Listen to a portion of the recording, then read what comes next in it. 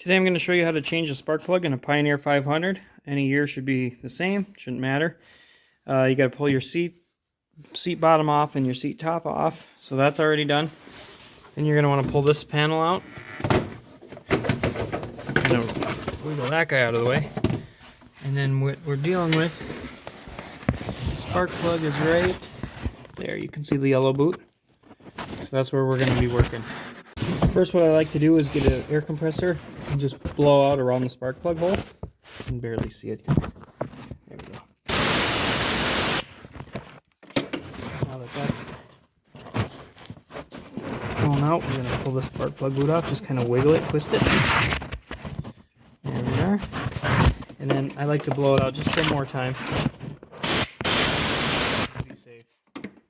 Looks like you can just get on there with the ratchet, but it's kind of tight, so I use a 6-inch extension. And let's see if I could loosen this with the one hand. Yeah, I couldn't loosen it with one hand with that much leverage, so just put my other hand on there and got her. Here we are.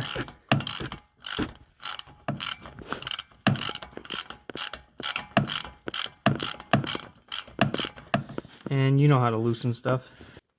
And here we are. Here's our old plug. Probably nothing wrong with it. I'm just gonna change it for fun. But it's really white because these Hondas run super lean. But that's basically it. Now here's the new plug. It's an NGK. It's an Iridium. So BK5REIX. The I is for the Iridium. The gap on these is supposed to be between 39 and 43 thousandths. So I did gently checked it with a feeler gauge, but you gotta be really gentle because that Iridium is very small. Okay, so I just reach down in here and start this really gently. Make sure you get it all the way threaded in by hand. Make sure you're not cross-threaded.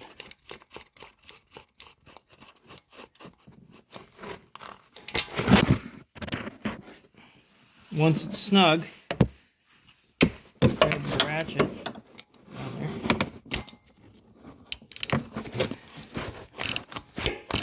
Gasket surface touches.